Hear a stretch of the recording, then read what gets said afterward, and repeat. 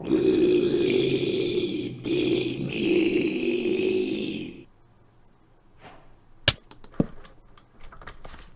that's a delightful way to start. Thanks for that game. Although, I shouldn't complain. Black quartz, straight away. Okay. I think that might have actually fallen on my head, the gravel there, but there was disturbing noises. Good stuff. Right, so we can get back out of here easy, but let's see where we actually are. We might be in the ceiling or something. I think black quartz spawns high up in the world, and therefore we might be in the ceiling. But who knows until we get down there. Oh, great. Maybe we're in the floor. Maybe I've got it the wrong way around. Maybe when we started on the ground. Let's try building up instead. Well, I found my way out of here. I also had a quick look at the blood lamp. And it seems... Go away. I'm trying to put torches down.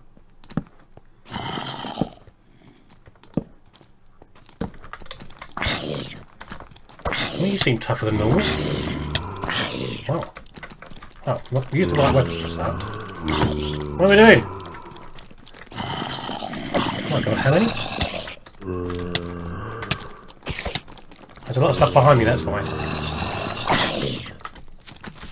Yeah, blow up. Good job, Peter. Why have you got so much health? Armor 9. Why? That's the initial spawns, aren't they, that came in here? Okay. Oh, blimey. Yes, so, what is that noise? You get so much to calm my nerves.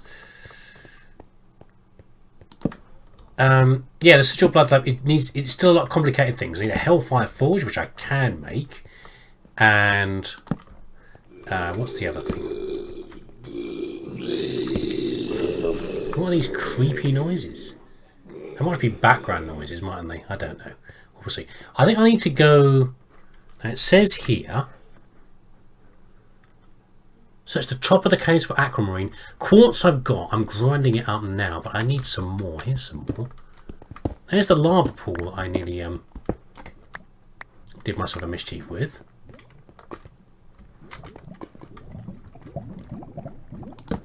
Yeah, I might try playing around with the blood lamp, see if I can get it done. It's a bit of a faff, but I can do that off camera. So I'm going to run out of torches very fast. I've not been bitten by the darkness yet, but I might be at some point. Let's have a look. Let's see if we can get up a bit higher, shall we? Looks like a good place to climb. Hello, you. Let's face this. Definitely seem tougher. I guess they get stronger living down in the dark. I mean,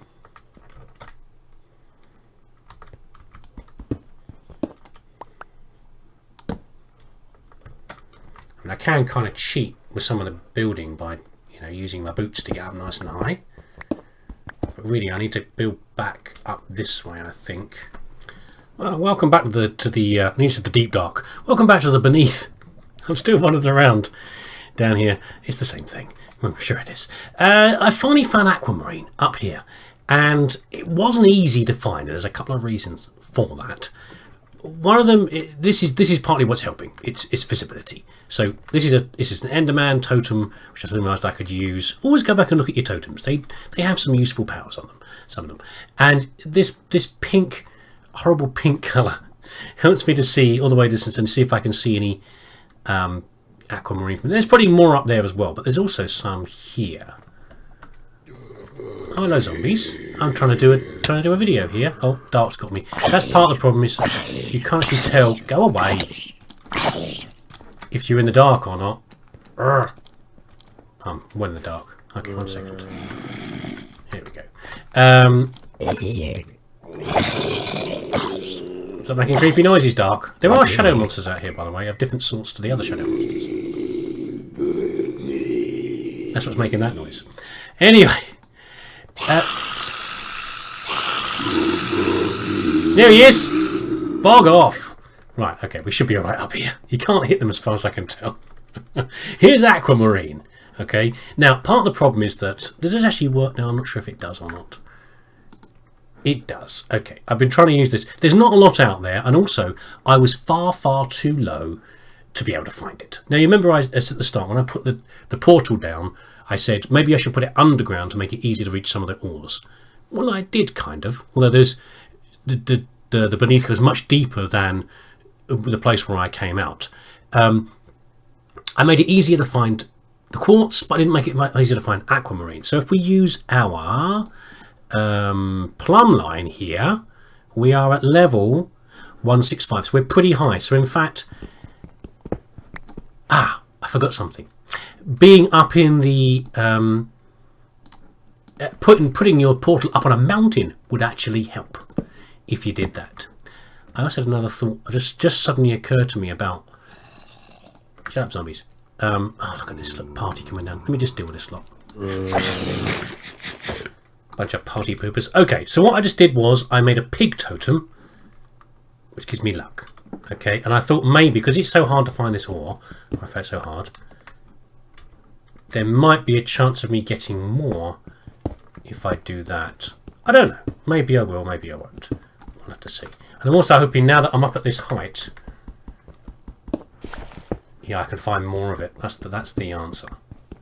So yeah, so I made things harder for myself by doing it in that way. But you know, it's not the end of the world. I don't even know how much of this stuff I actually need. I know at which level to come for now anyway. I might have got one extra there, possibly. Let's do a quick search though. If we're at this level now, because it's what I found with the black quartz. It's actually a great place to go to find ores. I found cassiterite and coal and various other things in here as well. I'm sure there's others in here as well. But anyway, I know the sort of level I need to be at to find this. Okay. Now the other thing is, you've probably already noticed, I have a new toy. In fact, you're missing some of my new toys. I have my sigil, the blood lamp. Hello, buddy. How you doing? I just want to test this as well. Are you right down there? Oh dear. Yeah, it should actually do damage as well. It's worth putting a lamp down. If I can get you guys to walk through the fire. Come on, over here. You idiots. Are you stupid enough to walk through the fire? No, okay, the fire's gone. So, there he goes. Ah! Oh, another one. Let's say look at the dark. There's the shadow over there. There he is. And I can't do anything to him. See if I can zap him. Ah, he just bogged off. Okay. Yes, so I've been doing some more... Oh, get out of it. Oh, hello, guys. Little skeleton party. I've been doing some more blood magic. Just a little bit more. I said the sigils seem quite cool. And I discovered some more things about it, mostly through trial and error, about how it works. But I think I'm going to get back... Let's get back to the surface first. Go away, you lot. I'm going to get back to normality, or as normal as it gets around here, and then we'll talk about it then. Okay, we're back. I had a quick look at what aquamarine is actually for, and it seems to be astral sorcery, but we're not going to get into that yet. I think we're going to do some industrial stuff next. But let's finish off a bit about the blood magic and move on from there. So, things that I'd made while you weren't watching. The Hellforge. So the Hellforge is one of the things used. Not everything is made in here. Some things are made in the Hellforge here, and this is where you use... do you remember those demonic wheels we made before? You had to make a snare out of tin and string and ash, and we were using that to capture a nearly dead monster, and you killed it, and sometimes you've got a demonic will fall from it.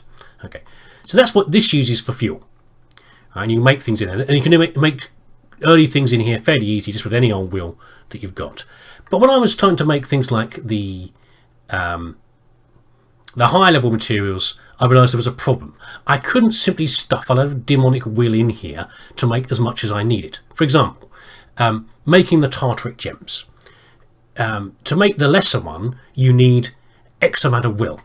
And you can't, unlike, say cooking an iron ingot using loads of sticks, whereas the sticks are the demonic will, you can't do that. You can't just stuff a load of small demonic wills in there and hope it'll be enough to be in. You've got to have enough demonic will sitting in one place to make the more complicated objects. Okay, so it says you might need 60 will minimum, and then you're going to use 20 of that will, but you've got to have 60 in one place in your thing. And that's actually what the tartaric gems are for. So, for example, a lesser tartaric gem in here, no, a petty one, sorry, that can hold, I think, about 60 will, which is just enough to make the lesser one. It's a bit like the soul gems in Skyrim. You know, petty ones are smaller than lesser ones. And you need the lesser one, which contains just over 200 will, I think, like 230 will, to make the next level and the various items. So it's how the mod restricts you in what you can make, in how big a jump.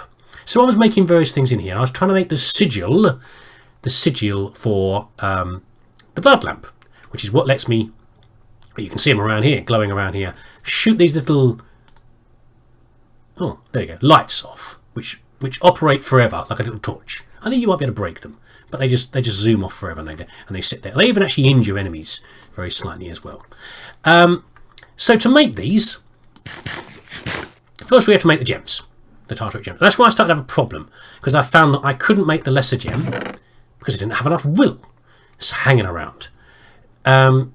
And the best way to do this, rather than trying to capture it with that stupid snare thing at the start, which is rather tricky, what you do is you make a sentient sword. So until recently, wow, 8 damage now. Until recently, I've been using this to kill things. This is just a black crystal sword, obviously made from the black crystal I got from the beneath, plus one of these gems, and then every time you kill something with this sword, it sucks up some will and puts it inside the gem that sits in your inventory.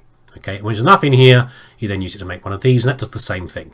This sword's actually a bit worn out now, and I'm not using it anymore because I can't repair it at this moment. I later on, hopefully I'll be able to make something, I'll be able to repair it. But essentially this has been a great sword, and it started out a bit weak, but the more will you're carrying around, say, in a gem, the more powerful it is, which is why it does 8 hearts damage, which for comparison, the bronze sword only does 6. So I did a bit of that, and I was basically saving enough power up to make the lamp, which is just made in here from different components, nothing that hard.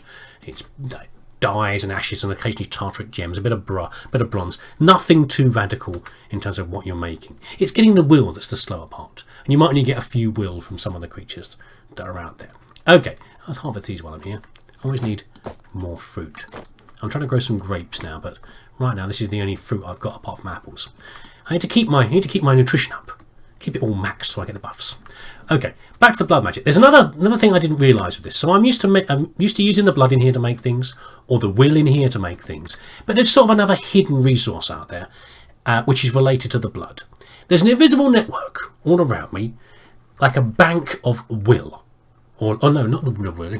It's of life points. It's like the blood in here, but it's stored all around me, and when I use things like the blood lamp that uses blood, essentially life points, to send off the lights, or maybe the sigil that protects me from lava or keeps me from water breathing, I'm drawing on that pool of invisible pool around me. Now I can actually see how much is in that pool, but the way you get stuff into the pool is you use the blood orbs. So for example, if I click here anywhere, much like the knife, I've just stabbed myself, taken some of my life away, and I've added it to the magical pool that's around me. Okay. Alternatively, what I can do, I can go back to the old stabbing system, put blood inside here, or life points inside here, and then it's now taking the life out of here and added it to my imaginary pool, my network, my soul network, or whatever they call it, but it's the life point network. There we go. So I've got to make sure I've got enough of that. If I try to use something like this when I haven't got my pool, my life pool filled up, it will do direct damage to me, which obviously could be pretty bad, especially if the sigil you're using is trying to protect you from something else, like lava or drowning.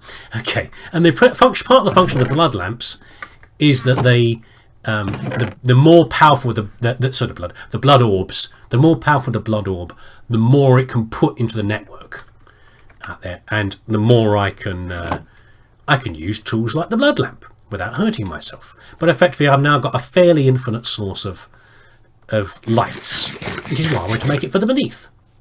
Anyway, but we'll keep on using it. But I need to do one more thing on blood magic before we go and do industrial stuff, which is that, as I said, I don't know actually how much is in my pool. So we're going to make a new sigil. We're going to make it's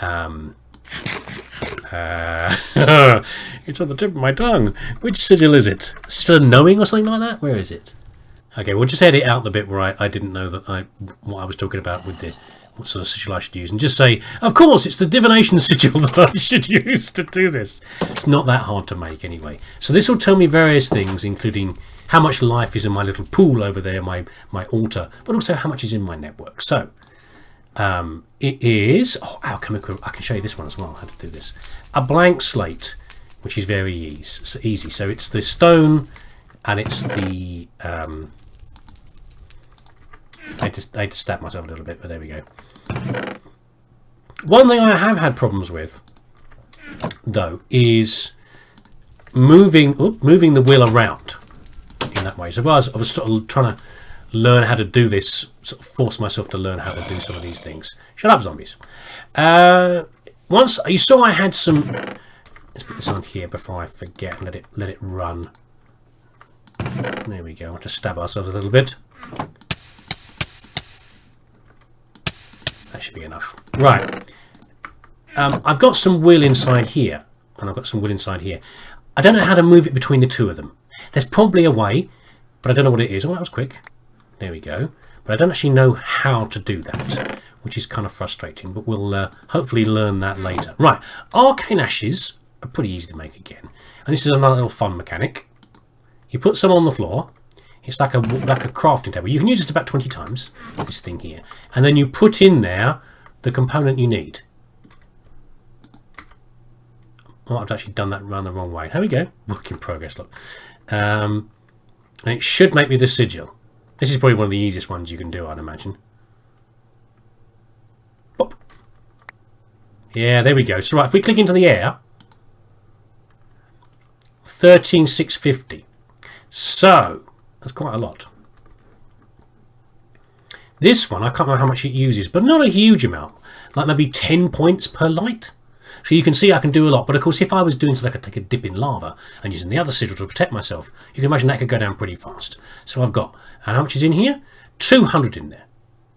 There we go. Out of 10,000, I can hold 10,000. So it's pretty good. I'll keep it in here for now. I don't actually need it hanging around. And there's one last thing I need to do, which I'll do off camera for this, which is that I've had enough of stabbing myself. Let's stab other people. Okay, so I need to make a knife of sacrifice, I think it is, and that basically means any monsters you want to come over? No? Any monster that comes close enough to this, I'll stab him with a knife. It will pretty much kill him in one hit, and it will put blood into here.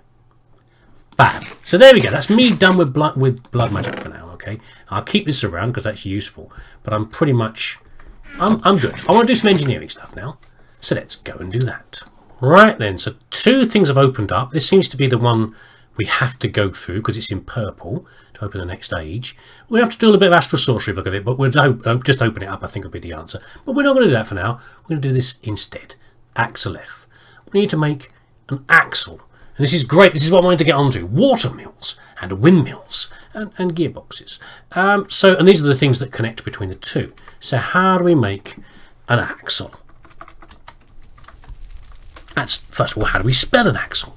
There we go. Okay, well, there's the black quartz that we need. I don't know why they're sticking black quartz in here, just for the hell of it, it seems like, but there you go. We need rope. And there's only one way to make a rope. Let's have hemp fibres. This is a bit slow for now. So I was doing this before. Let's have some food because I'm going to need it. Hemp just grows out in the fields out there. I've actually got quite a big field of it because I was expecting this to be coming. And then you just knock the tops off, and then the top regrows. It's faster than the whole thing regrowing the double height. Okay. Hemp is in here, and I can't do it through the other method. I've just got to do it through here. But I think soon after this, I'll be able to use things like water wheels and windmills to power this nonsense. So I won't be doing it anymore. Okay, oh, I've got some. There we go. It's not too bad. It's fairly generous. I mean, it gives